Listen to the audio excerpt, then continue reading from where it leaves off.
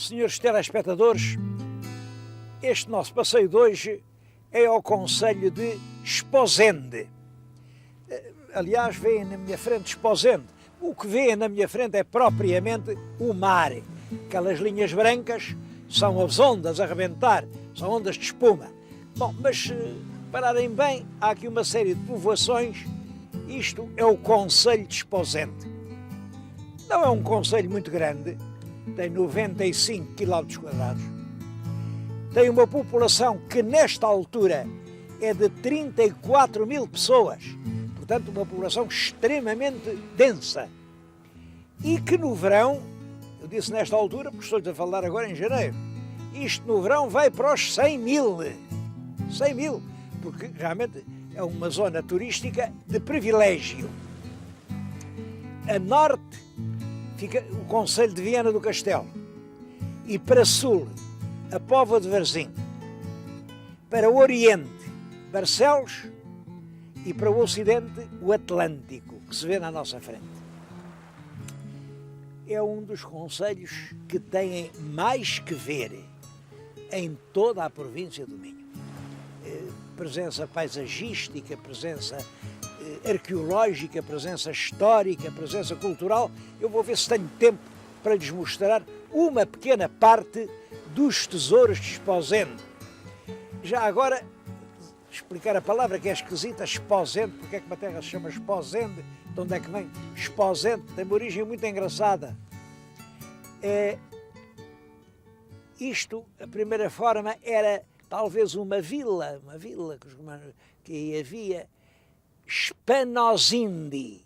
Spano quer dizer hispânico ou espanhol. Sindi, que era caminho. Portanto, Spanosindi era um caminho em Espanha. Spanosindi. É claro, com a evolução normal da língua, isto está perfeitamente dentro da evolução da Spanosindi, este panó, como sempre, dá pão, portanto, Esponzende, e de Esponzende a Esposende, a evolução é visível. Mas, portanto, era um caminho em Espanha. Que caminho seria esse?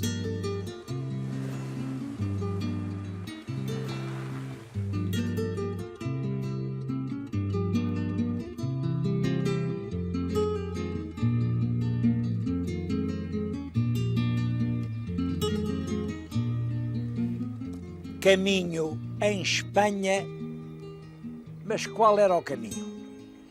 Bom, eu julgo que o caminho não podia ser senão este. Está na nossa frente, é o rio Cávado. O que estão a ver é uma região em que o leito do rio se alarga muito e na Idade Média chamavam-lhe lago. Lago. Não é lago nenhum, claro, mas é um trecho do rio muito largo. Aliás, este ponto em que estou a falar-lhes, acho que é um lugar histórico. Vê-se perfeitamente aqui o ponto, vem além uma estrada, vem entre os pinhais, estrada real, depois as pessoas apeavam-se, tomavam aqui a barca, era a barca do lago, atravessavam o Cávado, a barca tocava aqui e aqui voltavam a montar, enfim, nos animais e seguiam o seu caminho até Compostela. Era uma das passagens dos rios desde Lisboa até Santiago de Compostela. Ainda num dos últimos programas referi a passagem de Mesão Frio sobre o Douro, que foi instituída pela rainha Dona Mafalda, mulher do rei Dom Afonso Henriques. Bom, é claro, para ir para Compostela tinha que se passar o Douro, o Ave, o Cávado, o Lima, o Minho, e em todos estes lugares se conhecem as passagens que os peregrinos faziam. Era muito interessante reconstituir essa viagem, pelo menos desde o Porto a Compostela. Eu estou agora aqui, na passagem do rio Cávado, e à altura de falar do rio Cávado. O rio Cávado é um dos mais interessantes rios portugueses. Ele não nasce perto, tem 136 quilómetros de curso. Nasce na Serra do Larouco, lá em cima já junto à Raia de Espanha, na Serra do Larouco. Bom, é um rio, nasce nas alturas, portanto tem uma grande capacidade energética. É aí que se faz a barragem de Salamonde, a barragem da Caniçada, depois todas aquelas barragens do Alto Rabagão. Talvez não seja exagero dizer, eu penso que nenhum rio dá tanta luz a Portugal como o Rio Cávado. Bom, apesar disso, é um rio esquecido pelo nosso turismo. Sabem que, embarcando aqui em Esposende, pode-se subir rio acima, por águas doces e calmas, e vão-se passando, primeiro passa-se em Fão, e depois na Gândara, e agora aqui em Gemeses, era aqui em Gemeses que passava a Barca do Lago, e depois num sítio que se chama Fonte Boa, mas depois continuava, ia-se até às portas de Barcelos, e todo esse percurso ainda hoje se podia fazer. Só não faz porque, olhem, aqui há meia dúzia de anos, aqui a Câmara de Esposende fez um projeto, pôr aqui outra vez a barca por Deus, a barca em que se passam os passageiros de lá para cá. Pois bem, as altas autoridades disseram que era um projeto sem interesse cultural. E um homem fica a pensar onde é que as nossas altas autoridades entendem que está o interesse cultural.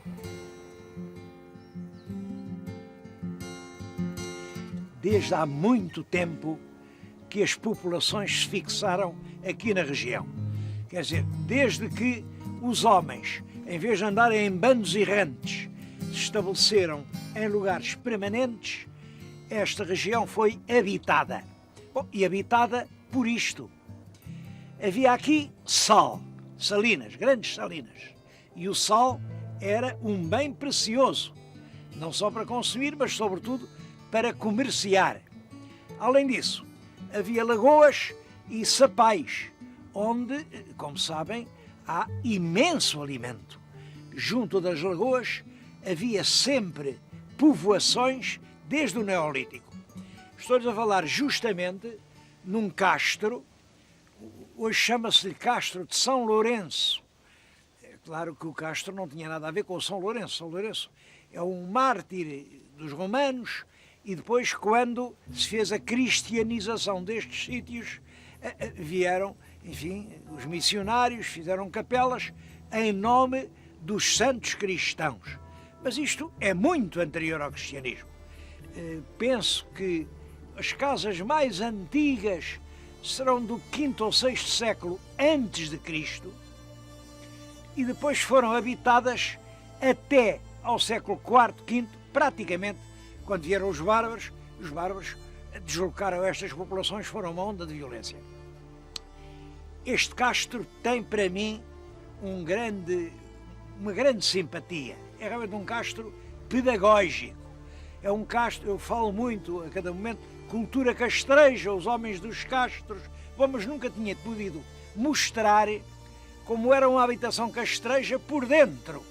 Aqui reconstruíram algumas habitações, fizeram mesmo o mobiliário interior. É curioso, sabe-se que estas cabanas circulares já eram rebocadas e caiadas por dentro e que tinham assim embaixo uma cinta pintada de uma outra cor, têm aparecido várias cores. Bom, e está ali uma dessas habitações com uma reconstituição, claro que até um certo ponto tem que ser conjectural, mas seria assim que viviam os nossos antepassados de há 2500 anos.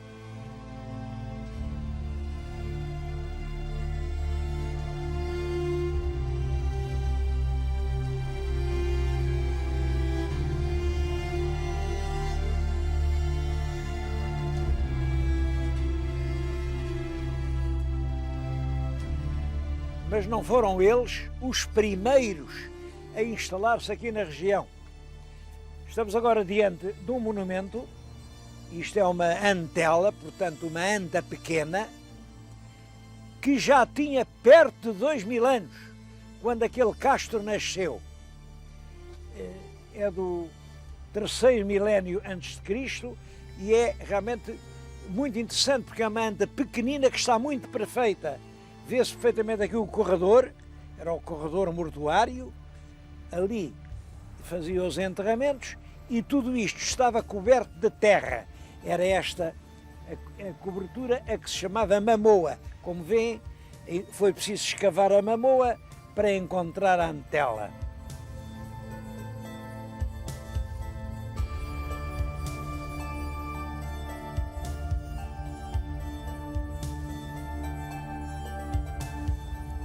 O grande artífice da paisagem foi aqui o rio Cávado. Bom, o rio corre sempre no sentido leste-oeste. Veem aqui, deste lado, ele continuava neste sentido e ia bater no mar, aqui perto, mas além daquelas dunas. Simplesmente o rio vai carreando materiais inertes, areias, que vai depositando na sua própria foz. E a certa altura o rio já não consegue entrar no mar e começa-se a desviar para norte. Vê-se aqui perfeitamente, o rio dá aqui a volta e agora caminha para o norte. Caminha para o norte e vai entrar no mar a 4 km daqui. Bom, isto teve um efeito.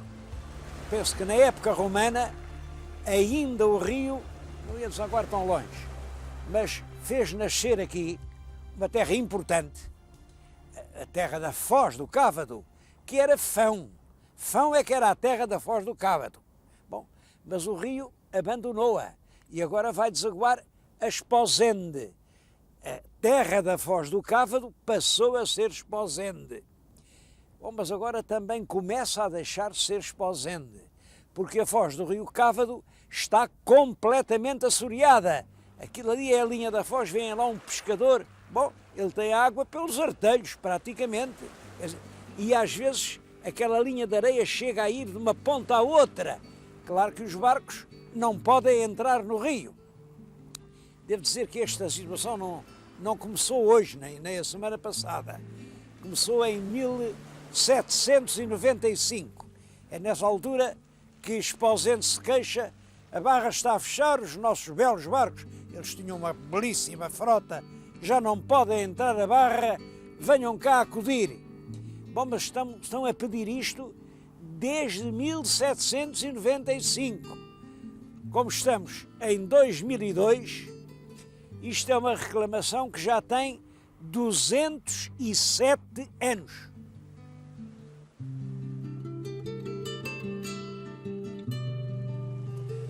O rio Cávado abandonou Fão. Bom, mas a terra continuou sempre profundamente ligada às atividades do mar e da pesca.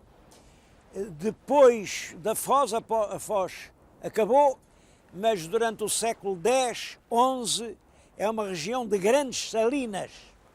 E o facto de haver grandes salinas significa que já não havia a foz do rio. Bom, depois acabaram as salinas e foi o tempo dos grandes estaleiros. Faziam aqui, em Fão, os maiores barcos do litoral português, barcos com muitos remos. Até se gabavam de uma coisa: nunca os corsários mouros conseguiram apanhar nenhum barco de Fão, porque os barcos tinham muitos ramadores com muita força e andavam mais depressa. Bom, eu acho que é verdade essa ideia de que eles não conseguiram apanhar os barcos, mas talvez tenha outra explicação. E essa explicação é a dos cavalos de Fão.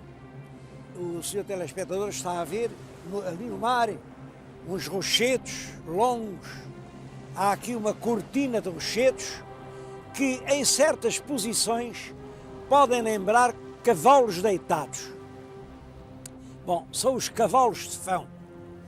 Aqueles cavalos de Fão têm uma lenda muito bonita. No tempo do rei Salomão, O rei Salomão mandava aqui buscar ouro e, para troca, mandava ricos cavalos para esta gente montar.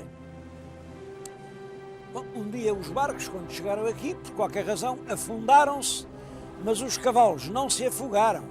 Os cavalos petrificaram. O que estão além a ver, portanto, são os cavalos do rei Salomão que ficaram aqui para todo sempre, em memória do tempo em que Fão dava ouro ao próprio rei Salomão. São histórias muito bonitas, eu não sei quem as inventou, não têm nada de verdade, evidentemente, mas são histórias cheias de poesia.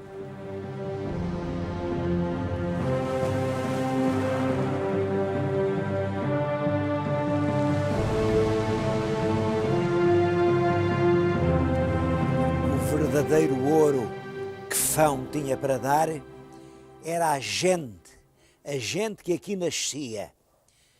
De Fão pode dizer-se aquela frase que o padre António Vieira aplicava ao destino dos portugueses: um palmo de terra para nascer e o mundo inteiro para morrer. Gente de Fão que esteve na Ásia, esteve na América, esteve em África. Esta gente de Fão eram marinheiros, ainda hoje. Isto é uma terra de velhos capitães que olham o mar.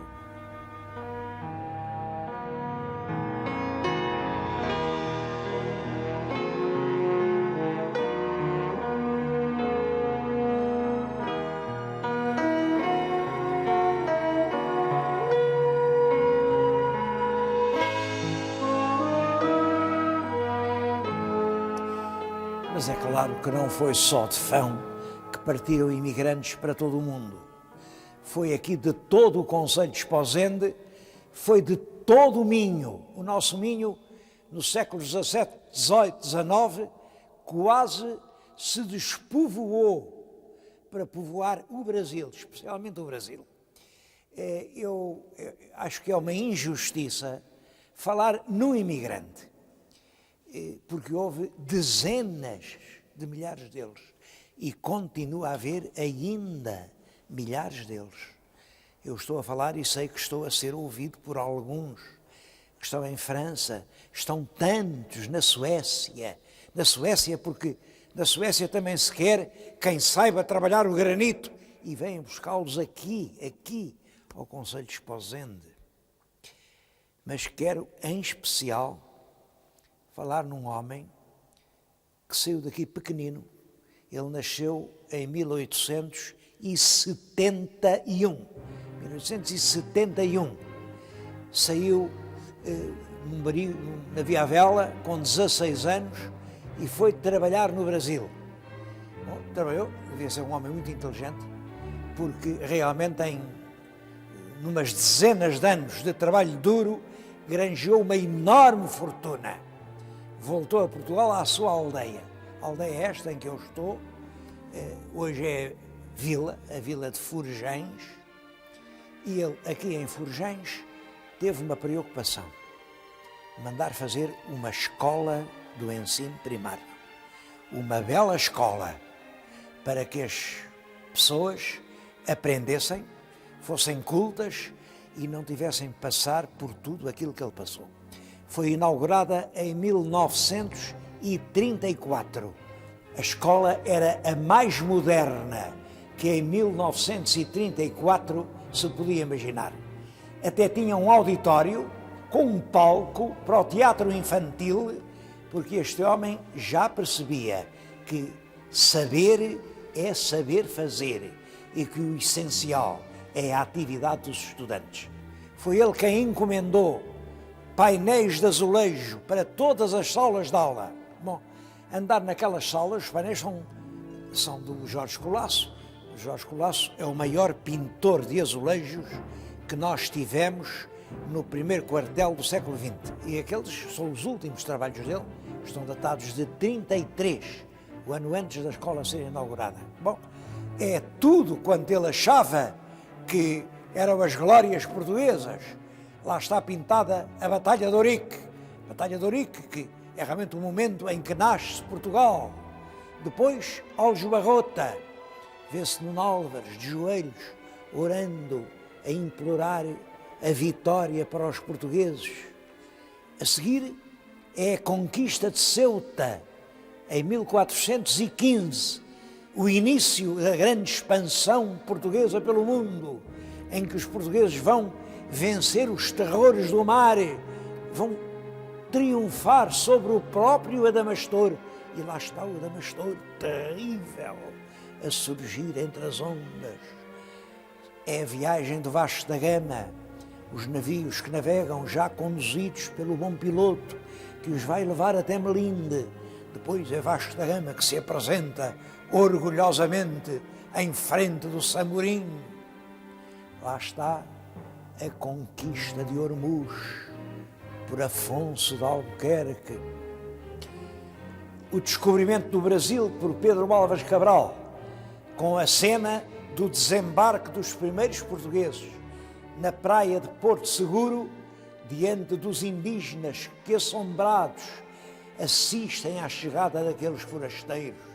Bom, isto são os grandes painéis que não estão classificados, quer dizer, hoje é possível que qualquer pessoa chegar ali, dá de ter as marretadas, arrancar aquilo nem sequer está classificado, imaginem.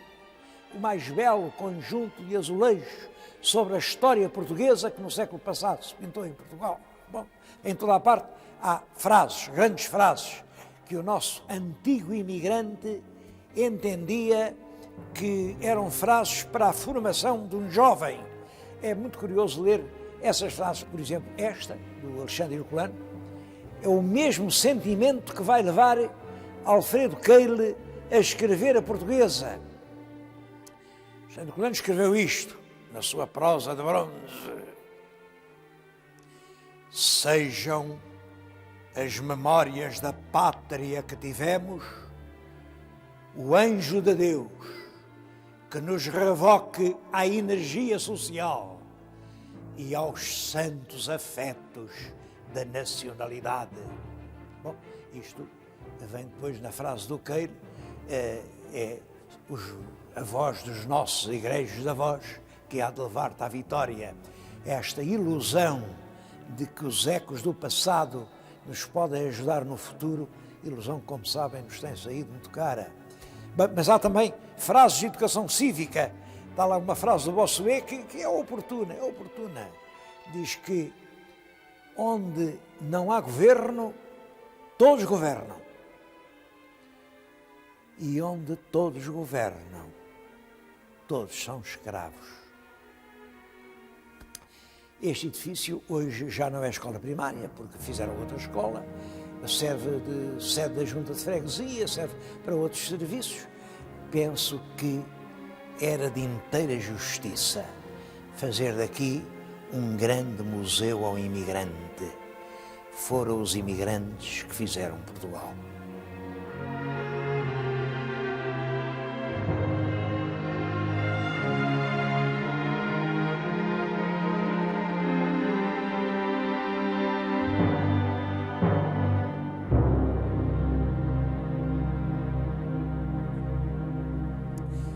A primeira referência aqui a esta região de Esposende, esta nova foz do Cávado, é de 1220 e falam de 2 ou 3 casais. Bom, mas esse pequeno núcleo expandiu-se depressa. No tempo de Dom Sebastião, no século XVI, isto já é elevado a vila e a um concelho. No século XX, em 93, é elevado de vila a cidade. Bom, e a terra tem perfeitamente a consciência de que deve a sua vida, deve a sua origem à gente do mar. Estou-lhes a falar junto de um monumento recente, isto é de 97, um monumento que é uma homenagem ao homem do mar de Esposende. O monumento é de 3 irmãos escultores de Vila do Conde, os irmãos Bom Pastor. Bom, e a estátua dá bem a ideia do esforço enorme. Tem uma nota curiosa. São homens que levantam em força a quilha do barco, mas o vulto aqui é uma mulher A mulher está na praia com eles a ajudar a fazer o barco que há de trazer o pão para todos eles.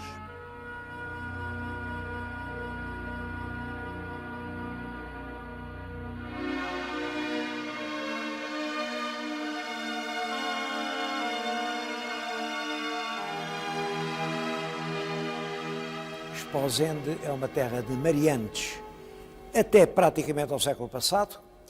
Sabe-se que no fim do século XVI havia aqui em Esposende entre 70 e 80 navios de alto bordo, portanto, já navios importantes para viajar até ao longe. São esses marinheiros que mandam construir esta capela. É a capela do Senhor Jesus dos Mariantes. Bom, ela está classificada de monumento nacional e com toda a razão. Toda ela é esculpida, tem no teto os profetas e isto era da grande devoção dos marinheiros de Esposende.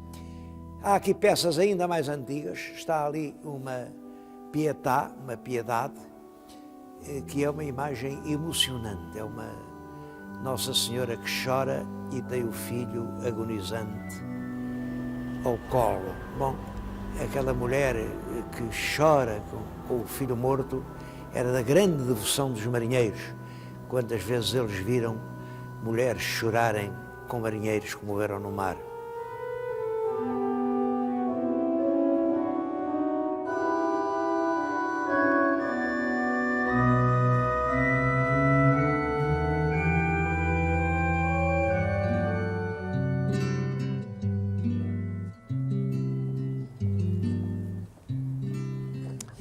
O próprio edifício da Câmara Municipal foi construído com o dinheiro dos mariantes. É, como veem, um belo edifício dos meados do século XVIII. A construção concluiu-se em 1753. Eu sei estas coisas da história de Esposende por uma razão. É que li os livros de um erudito local, o Dr. António Penteado Neiva, e eu não gosto de ficar com glórias alheias. Tudo o que eu aqui sei foi com ele que eu aprendi. O Dr. António Neiva é autor de 22 livros de investigação original nos arquivos sobre esta região. É um dos mais ilustres autores de história local em Portugal. Bom, eu presto esta homenagem porque tenho andado em tantas terras onde não há... Publica-se muita coisa, mas documentos originais, sérios, há tão pouco, tão pouco. Se todas as cidades tivessem um historiador como historiador, nós conhecíamos um pouco melhor da história de Portugal, porque a história de Portugal confunde-se com a história destas terras por onde temos andado.